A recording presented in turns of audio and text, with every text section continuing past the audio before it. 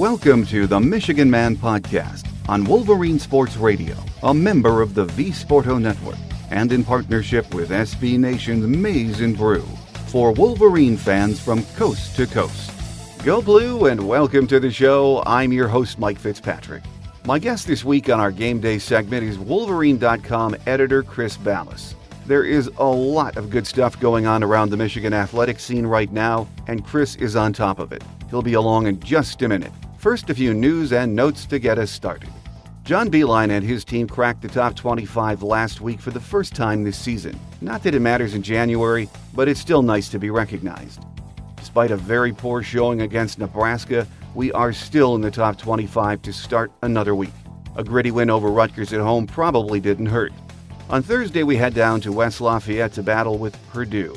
I don't think anyone gives us much of a chance down at their place, especially the way they're playing right now. But who knows? If anyone is a matchup problem for Purdue, it's us. Needless to say, a win down there would be huge. Coach Barnes-Arico and her surging team will be at home tonight against Michigan State. We're recording on Tuesday. Led by all-time leading scorer Caitlin Flaherty, this team is getting better and better each week.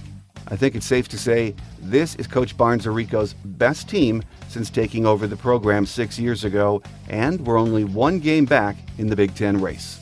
Jim Harbaugh has been shaking up his staff since the end of the season. Most of us thought this could happen, especially with the offensive staff. Jim knows last year's offensive performance was simply unacceptable. There were a lot of reasons why the offense struggled, and I won't take the time to run down the list, but the bottom line is we have to be better next year. The changes might not be over yet, so stay tuned. It was a big recruiting weekend for Michigan football, the last before National Signing Day on February 7th. We have 16 commits signed, sealed, and delivered right now, and could possibly add another 4 or 5. Jim is targeting some high-profile players in hopes of a strong finish. The class is ranked number 14 right now nationally and number 3 in the Big Ten. If we get a few of the kids we're after, like Otis Reese and the Patterson kid from California, we could end up with a top 10 class. It is still possible. I love this time of the year. Men and women's hoops are in the heart of their seasons. Hockey is surging under first-year head coach Mel Pearson. Wrestling is competing at a high level in the insanely competitive Big Ten. And swimming and diving is doing what they always do under Coach Mike Bottom, delivering up excellence in the pool. There is more than enough to keep our attention until spring practice starts. And Chris Balas from the Wolverine.com is with me today to talk about the very busy winter athletic scene. So stay with us here on The Michigan Man on Wolverine Sports Radio, a member of the V-Sporto Network, and in partnership with SB Nation's Maize and Brew.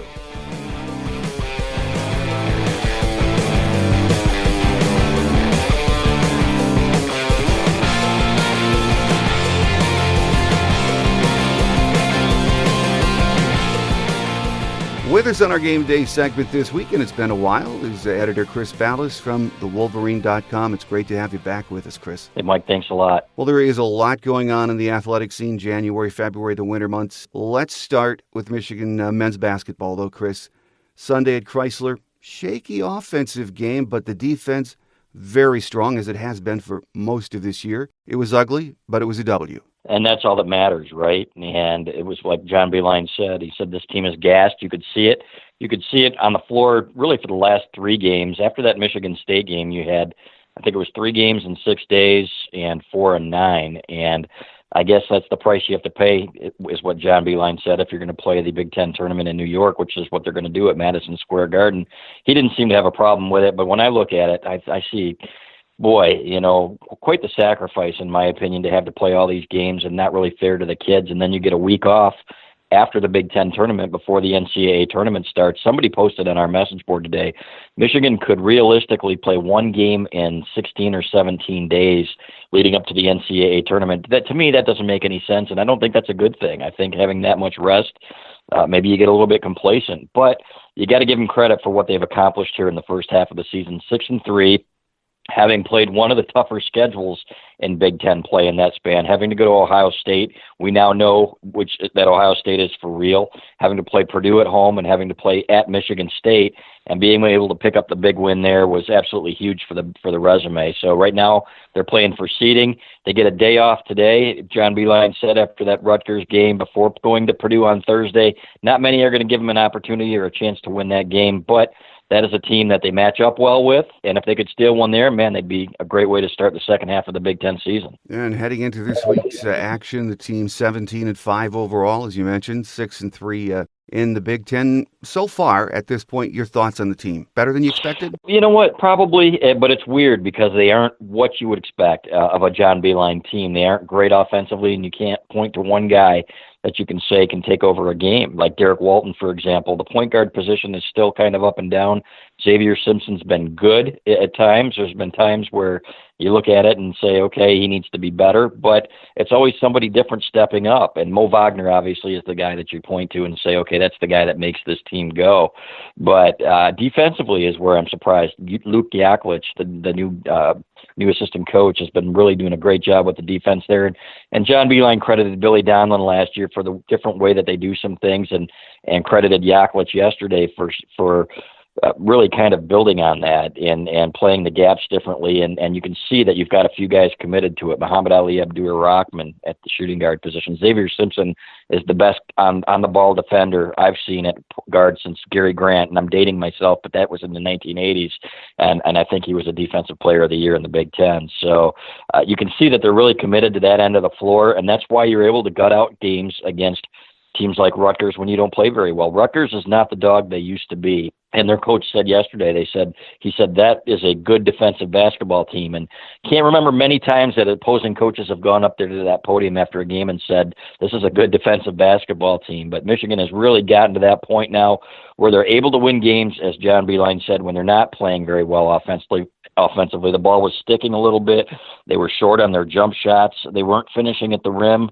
Not much concentration there, which is obviously a sign of fatigue as well. So to be able to do it the way they are, 17-5, 6-3, got to keep it up and have a strong second half. But right now, I would say, yeah, they're a little bit ahead of schedule. And wherever this team goes, or how far this team goes, we have to have a healthy Mo Wagner. Did it look to you like he maybe tweaked that ankle a bit yesterday? Yeah, it's going to be one of those things that I think bothers him for much of the year. And you're hoping that with this next couple of weeks, they don't have as many games, that maybe he can get some time to rest and get in that cold tub and get some treatment on that thing. But he said more than anything, it was annoying. He tweaked it before the Michigan State game, and we'd heard that it was bothering him to the point where even John Beilein admitted they weren't sure that he was going to play against the Spartans. Good thing he did, because he willed them to a win and was the reason that they won that game with 27 points, a career high. But it's a bummer because you hate to see him in what could be his last year in a Michigan uniform being bogged down by an injury, kind of the way that Karis LeVert was. But he's playing through it. He's still playing at a high level and making critical shots, made a couple of critical threes against Rutgers on Sunday as well, and has done that in just about every game. So they need him. They need him healthy, though, to make a run. And I guess that'll be one area that the rest before the NCAA tournament could help Michigan get a healthy Mo Wagner back and get those guys rested and ready after that Big Ten tournament. Well, over on the women's hoop side, a big week for Coach Barnes-Arico and her team, a win against a top 10 Ohio State team down there in Columbus. Huge milestone, though, for Caitlin Flaherty, now the leading scorer in Michigan basketball history, passing Glenn Rice. And on Sunday, he said he was very proud of that. What a great little player she is, Chris. She is, and it's fun to watch. And I don't watch a ton of Michigan women's basketball, to be honest, but watching her, it's phenomenal what she's able to do. And it was just so cool to see that yesterday, Glenn Rice being out there and kind of passing the torch to her, because I remember I was there back in 1989 down in Kentucky when they played in the regional against Virginia and against North Carolina, and seeing Glenn Rice in person, what he did, I thought that was the most outstanding performance I'd ever seen in my life. And still to this day, I think he still has the record for points scored in an NCAA tournament when he led them to the national championship in '89. So I thought that was great. But getting that win at Ohio State, hey, nice to have one team be able to beat the Buckeyes, right? If you look at it that way, and to be able to get that one down there was absolutely huge. They came back to do it. it. So this is a program on the rise. She's been a fantastic coach. I think this is one of those things where you're going to see the program continue to build, kind of like hockey under Mel Pearson, where you're going to see this thing continue to get better and better until they're playing at the high level that we expect. This is a fun team to watch. There's balance. Of course, Caitlin is the go-to gal. Big win, 86-42 to follow up that Ohio State victory back here at Chrysler. Coach Barnes-Rico has done just a fabulous job building the foundation in the program. Sometimes I don't think we talk enough about her. She's just an outstanding coach. It looks to me like this team is getting better and better right now as the season progresses. Yeah, without question, and she's recruiting at a high level too. So ultimately the goal here is to get this thing where they're making the tournament every year, right? And get that interest in Michigan women's basketball that we haven't seen. There have been too many times that they haven't gotten the attention that they deserve. I think that's going to be different this year and continue to grow. It helps both programs when they're both good. We've seen it down the road at Michigan State, right? When that Tom Izzo's program took off, Michigan State women's basketball took off, and they were actually filling that arena for some games. So you'd love to see that happen with this program. They deserve it. I met Kim at a Ufer banquet function when she first arrived in town and was completely blown away by her. And the fact that she came to that and introduced herself to people, number one, but just the way that she presents herself, I think that is definitely a program on the rise. Well, heading into this week's action, they're 17-4 overall, 6-2 in the Big Ten. They've won 4 in a row, only one game back in the standings right now. So not only are they in the Big Ten title hunt, but an NCAA berth, very, very possible. Yeah, and you need to see that.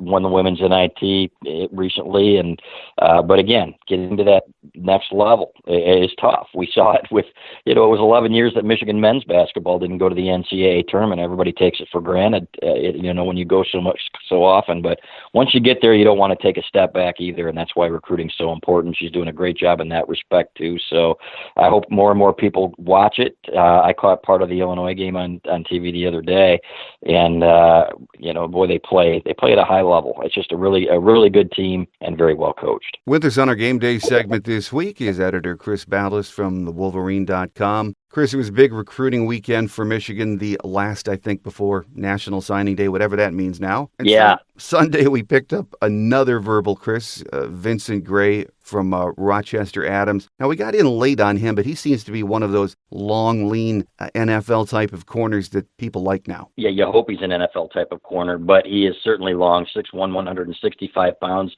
so he's going to have to put on some weight. But you could tell, once he got that offer, we've known for a while that, it's going to be one of those things where he probably accepts it. So he does have a frame, though, that he should be able to add some muscle and some weight. So, but still has a burst and some really, really great quickness and straight line speed. But you look at a guy like Spider Sims, Miles Sims, out of Atlanta Westlake, and here's another kid that's really tall. And a couple of the freshmen, Benjamin St. Just is a big kid. So, this is going to be one of those things where they're getting that kind of corner that they like. Rangy, still fast. Everybody wants to compare him to Charles Woodson. There's only one Charles Woodson, guys, that's able to play like that. But they have the size that they're looking for. And guys like Jordan Lewis and have proven, for example, Lavert Hill have proven that you don't have to be huge to be a great cornerback. And Jordan Lewis had a fantastic year with the Dallas Cowboys. So, but if you can get a guy like that who can move well and also has the length and to be able to defend, then you're doing something right. So that's the kind of guy that they're looking for, and he'll certainly add to that mix. Adding to that mix is Utah corner Casey Hughes. He announced over the weekend he's going to be transferring here for his 5th year. I never heard much about him until the story broke over the weekend. Chris, what do you know about him? That he played corner there for 11 games and is probably going to be a safety here and can play that position, so he's going to add depth at that position. You look at the safety position at Michigan, you still need some bodies there, so having him there, a kid who we heard was probably going to be fighting for his job at Utah. They have some really good young talent there, but would have played for them certainly. Had played on special teams for the most part in his career up until this year when he had a really good year for them. So should add some depth for them. And we've heard that that he was he was looking at a change of scenery. He announced it, I think, a few weeks ago on Twitter, and we heard that Michigan was in the mix then. He visited this weekend, and boom, that was it. So he'll certainly help the depth there and we'll see how much he plays. You know, you never know. They've had other transfers come in, and you look at him and say, okay, this guy's going to start. Didn't happen, but was able to contribute on special teams. At the very least, he is one of those security blankets at that position. You can never have enough bodies. Well, and also late last week and over the weekend, there were some reports that I was reading about Michigan pursuing an offensive tackle from Rice. Are there any other fifth-year players Jim and the staff are still interested in at this point? Yeah, in addition to him, I think Kelvin Anderson's his name. There will be some others that they look at. They need some depth on the offensive line. They need some tackles. You don't know what's going to happen with Grant Newsome. And we'd heard months ago that there were some SEC tackles that were interested in transferring, you know, and that Michigan might be a destination. We haven't heard anything on that front since then. It's been kind of on lockdown in there, and understandably so. You know, there are several schools out there that are going to go the same route with the grad transfers, and if they can keep it on the down low, they will. So we'll keep an eye on that. But landing a tackle, I think, is paramount, and that's where the Rice transfer comes into play because, you know, you look at right now, they've got a lot of guys suited for the interior line, but not those tackles that you look at and say, okay, this is a guy that's going to man that position. And you can make the argument that they had 5 interior linemen playing on the line this year. You know, Mason Cole's going to be one of those guys who plays center probably or guard at the next level. And you didn't have a guy on the right side, Jawan Bushell-Beatty. You had kind of the rotation there where nobody stepped up and took that job. So that's an area where they're going to have to continue to develop some of the younger guys and continue to address that in recruiting. But if you can get a grad transfer, right now it's only a few positions where Michigan's lacking, and they're addressing that with the transfers, including Shea Patterson, obviously at quarterback. So the more you get and the more help you can get, obviously, it's not ideal to not have a guy that's been in the program for a long time come in and secure that position. But we saw with Jake Rudock, for example, it can certainly help your team in the short run. And that's the route that they appear to be going at this point. Well, you just mentioned Shea Patterson. From everything I'm hearing, the NCAA is supposed to come back with some kind of a ruling or some kind of a word on whether he will be able to play immediately. Is there any reason to think that he won't be after what happened down there at Ole Miss? Only that the NCAA is so goofy, Mike, and that you never know what they're going to do. And there are some things that seem like a slam dunk, and it certainly does. According to the people close to him and the people that we've spoken with, they have a great case and they're very confident in their case, and the lawyers and everybody else. However, we've seen some head-scratching decisions from the NCAA at both ways when it comes to things like that. So I do believe that Shea Patterson will be eligible. I think we'll probably know in the first week of February. And if he has to appeal it, he probably will. Hopefully that it doesn't come down to that, though. This is a guy who, in my opinion, is the key piece to a big 2018.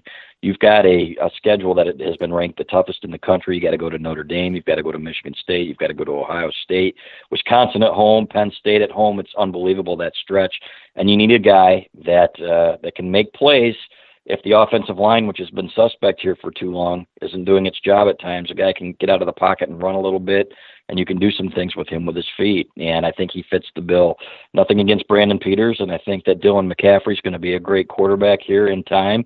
But right now you need that dynamic guy, and we've seen how one guy at Georgia, for example, we've seen it at the pro level with San Francisco and Jimmy Garoppolo, how one guy at that right position can make a huge difference in wins and losses. I think Shea Patterson would be that guy for Michigan. Well, staff changes have been interesting to watch since the season ended, Chris. I think we all knew some were coming. I don't know if we knew this many were coming. Over the weekend, it was announced former Ohio State assistant Ed Warner has been hired.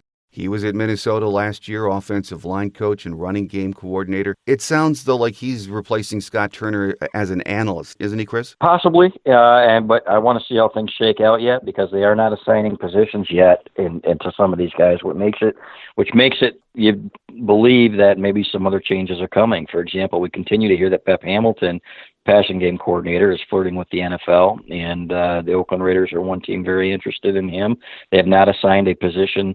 You know, they hired Dan Enos as a wide receivers coach, but then they came out and said, they put that in his contract, I believe, and then they came out and said, well, his position will be assigned at a later time. So I think there's still some more shaking out to go, but a lot of new faces and a lot of new names, and some people will say, well, that's not how you want to do things. You don't want so much staff turnover. You know, you want to keep things the way that they've been, and for the sake of continuity. But if you look at some of the areas in which they were lacking this year, they needed a shake-up at some positions. I thought the passing game was pedestrian, and the routes and everything else. The offensive line play wasn't nearly good enough. We've seen Greg Fry take a job at Florida State. So, and you need to get a few more recruiters on staff, in my opinion, too. I think Dan Enos fits the bill there.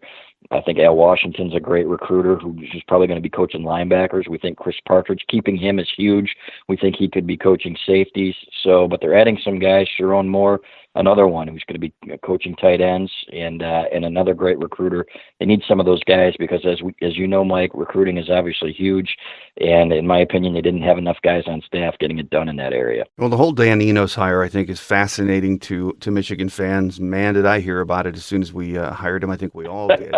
The most fascinating piece of it to me was when his contract was made public. And to say he took a pay cut is an understatement after making over $800,000 at Arkansas the last 3 years as an offensive coordinator. Well, he comes here, but there was that asterisk that I think is the intriguing aspect if the title coordinator is added, which makes you wonder with Tim Drevno and Dan Enos on staff now, is that something that's maybe going to change down the road? Yeah, or Pep Hamilton. If Pep Hamilton were to move on and he moves in as passing game coordinator, then, you're making $750,000, I believe is what it is. And we've heard that he's got a line on that. That was part of the reason that he took the job, was that he was expecting to be promoted sooner than later, probably. And whether that meant that Pep Hamilton was, seriously pursuing other jobs, which we know he has been. His name has been linked to a number of them. Whatever it is, we believe that Dan Enos believes that he's going to be in that position sooner than later. So that's another reason. And you don't know whether it's going to be announced after signing day. Like you said, signing day is a little bit different now. They're going to be probably about 5 kids to this class, or have 5 kids signed. Most of them are already been signed in the early signing period, but that's something that we'll have to see. And, what happens with these coordinators, how the duties are allocated going forward. So what we do know is that whoever's coaching where, it needs to get better. That defense was plenty good enough to win championships the last 2 years. The offense has been a failure, and that's on Jim Harbaugh. He's got to do a better job, and he understands that. And I think you're going to see a guy who really approaches this coming season, like he says, with that enthusiasm unknown to mankind, that for whatever reason seemed to be lacking last year. He seemed much more subdued, but I think he understands this is a huge year. This is a year where they've got a lot of returning starters. If they can get that offense fixed, they've got a chance to win a lot of games this coming fall. Well, a lot of other things going on campus, as we mentioned at the top of the show right now. Chris, hockey. Coach Mel Pearson, of course, back behind the bench in his first year as head coach. Swept Penn State over the weekend. Penn State number 10 coming into this past weekend's action. They did the same up in Minnesota last weekend on the road. So, hey, that's 4 in a row. They've been playing some good hockey lately. And getting some good goaltending, and that's the big thing. Penn State did not score, I think, in that series until the last 2 minutes of the second game, and they scored a couple of quick ones. But to be able to hang on and to be able to win that series, the Big Ten has not been kind to either Michigan team, Michigan or Michigan State. But to see them improve, that's what you expect out of a Michigan program, and what we saw under Red Berenson for so many years. And we thought that it was probably time, needed a much-needed shot in the arm. Mel's really getting it done on the recruiting trail. But to go up to Minnesota, that's a tough place to play. And to win 2 games up there is very impressive. Then to come home, prove that it's no fluke. Penn State's had Michigan's number here over the last few years, and to get those 2 is huge. Now you got a big series coming up at Ohio State. So if they can, in my opinion, split that one, keep the momentum going, then you've got something going there. But it's tough. I think it's tougher than people expected. Notre Dame, in my opinion, has been much tougher than I expected in the Big Ten, and that's a program that has really risen to become a Midwest power. So that is one tough conference. And but Michigan's history dictates and that they should be up there at the top of it. After dominating the CCHA for so long and everything else, they need to be competitive, and you're starting to see that with Mel. I think this program is going to get back to the glory days where Brett Berenson had them cruising year in and year out, going to NCAA tournaments every year, and then the last 4 games have been absolutely huge in terms of getting the momentum toward that. Oh, absolutely. And a shout out to, as you mentioned, sophomore goaltender Hayden Levine. You look at those numbers from this weekend against Penn State, stopped 75 of 77 shots in the weekend, which is Insane. crazy. That's crazy. Yeah. So he's a big reason over the last 4 games and really over the last month why this team is getting better. Yes, the D is playing better, but he seems to be gaining in confidence between the pipes. Exactly, and you need that. And if there's one guy, right, just like the quarterback that we're talking about in football, if there's one guy that can carry a team, it's a goaltender. We saw Marty Turco do it in 1998 and lead Michigan to a national championship on a team that a lot of people didn't think had any business winning one. So if they can continue to get that kind of goaltending, it's got to remain consistent, and it just kind of came out of nowhere. I don't think a lot of people expected that. I think they expected the platoon, and you're kind of hoping. But if he can continue to play like that, and it's no fluke, he made some great saves. He had a great couple of games. Then Michigan's going to be formidable, and the offense is going to continue to come around, and they're adding more and more pieces each year. We've got a list on our site of the recruits coming in that they've got coming in over the next couple of years. This thing, in my opinion, is just going to continue to build, and it's past due. Red tailed off in the last few years probably, and at the same time, he had a great career, and you can't take anything away from him. But it was time, and I think you're going to see Mel Pearson bring this program back to where it should be. Well, in other action, wrestling, something I've been taking. I've always been a wrestling fan, but I've been watching very closely. It's almost obscene how good the Big Ten is this year. Number 8 Michigan routed number 13 Minnesota 30-7 in Minneapolis over the weekend, and it seems like every meet is with a top 10 or top 25 team, Chris. The Big Ten is just ridiculously loaded, isn't it? It is, and it's kind of like volleyball, where the best teams in the country are in your conference. So if you're making the NCAA tournament or if you're finishing in the top 10, then you've accomplished something. So I was watching them against Penn State, a couple of weeks ago, and you're thinking, my God, every match it seemed like, you've got national championship contenders, and that's the way it is in the Big Ten, and it's fun to watch. I don't think enough people give that program enough credit either, or pay enough attention to it. That's been a program that's been very good for a long time, but it kind of gets lost. You can go back to the 80s with Dan Gable in Iowa, and it's always been that way in the Big Ten. So, but credit to them for that big win, and we'll see what happens, man. But they've got a lot of guys that have the ability to make All-American and to do some damage in the tournament. So it should be fun to watch. Yeah, and right now, for people that aren't paying attention, they're 7-2 overall, 4-1 in the Big Ten. We still have meets with Iowa and Ohio State. Really, there's just no night off in the Big Ten, as we just mentioned. But for wrestling fans this year, not only watching Michigan, but the Big Ten, it really doesn't get any better than this. No, it doesn't. And like I mentioned with volleyball, it was the same thing. Every week it seemed like they're playing a top 10 opponent or a top 5 opponent or the number 1 team in the country, and it's just one of those things. So, but credit to them, beating the number 13 team in the country like they did, not just beating them, but handling them, great accomplishment. Well, another sport, just on a final note here, Chris, that we just don't give enough credit to, I don't think gets enough attention, but it's swimming and diving, and just excellence year after year. They won a tri-meet over the weekend down in Columbus, beating Ohio State and Virginia Tech. They're ranked number 7 this week. Again, I don't think Coach Mike Bottom gets the credit he deserves, Chris. He is one of the very best coaches on campus and in the country, isn't he? Yeah, he really is. And that's, like you said, year after year of excellence. You almost take it for granted, right? Yeah. When you look at some of these programs and, when it comes to the Directors' Cup and things like that, the standings for these are the programs that really elevate Michigan year after year by providing key points toward that, the all-sports title, which Stanford's always going to win because they have 1.5 million sports to choose from. However, Michigan has a history there as well, and that, you're right, that's a program that also is underappreciated. So, we don't cover the Olympic sports as much as we used to in the magazine, just because we're a monthly now. At the same time, everybody's like, well, what pays the bills? But we always have a section there dedicated to that because these people deserve their due too. They work as hard as anybody else for just a fraction of the acclaim that some of these other sports do on campus, and they're doing a fantastic job. Well, one more question, and then we'll let you get on your way, Chris. Do we have a start date for spring football practice yet? We don't, not that we're aware of, and we're still kind of waiting, too, to hear what's going to happen, if they're going to go to Normandy and go to Paris, which was the plan, and I think that's still the plan. They were telling Shea Patterson and others that that's what they were going to do this fall. So we don't know exactly when, but next time I'm on, Mike, I will have an answer for you on that. And I'm hopeful they'll go. I'm going to purchase my ticket if they go. We did not go to Rome last time, and I regret that.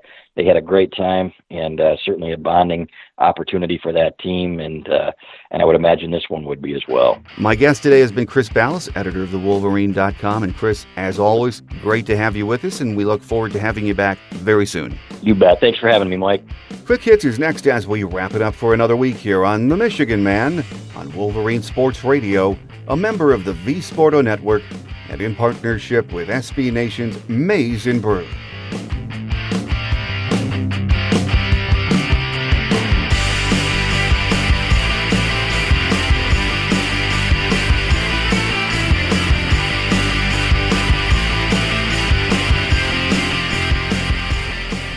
On Quick Hits today, thanks again to editor Chris Balas from thewolverine.com for being with us this week. He's always a great guest. As Chris mentioned, we don't have a date for the start of spring practice yet, and there hasn't been much said about when the team will be leaving for Europe or even exactly where they will be going. We should find out soon, though. Believe it or not, softball and baseball can officially begin workouts this week.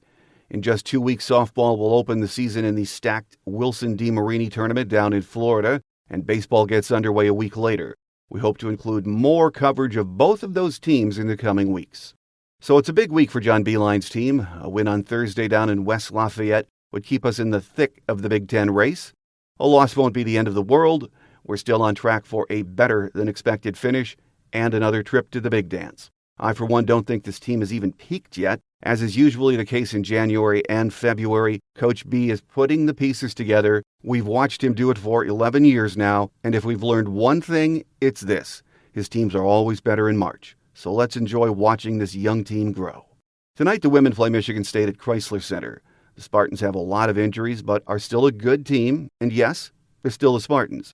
So a win against them is always satisfying. Hockey will ride their 4-game winning streak down to Columbus for a weekend series against Ohio State. Coach Pearson's young team has a 4-game winning streak and is getting outstanding play in the nets from sophomore goalie Hayden Levine. Even a split would be nice this weekend, but a sweep would be sweet and set this team up for a big finish. Don't forget you can get our free show app from the Google Play and iTunes stores. You can also hear the show on iHeartRadio, TuneIn, Stitcher, and Wolverine Sports Radio. If you get the show from iTunes, I would ask that you please take a minute or so to rate or comment on the program. It really does help, so thank you in advance. That will do it for another week. I'm not sure who we'll have on the show next week, but rest assured, we shall return. I'm your host, Mike Fitzpatrick. Have a great Wolverine week, everyone. Until we meet again, take care, and as always, go blue.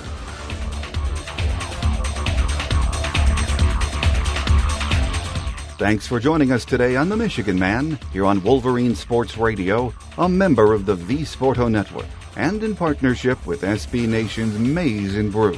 Our listener lines are open 24/7 for your calls at 313-263-4842. That's 313-263-4842. Or email us at themichiganmanpodcast@yahoo.com. That's themichiganmanpodcast@yahoo.com. The Michigan Man Podcast is produced at the studios of Robin Lynn Productions, Allen Park, Michigan, and is not affiliated with the University of Michigan. Go Blue!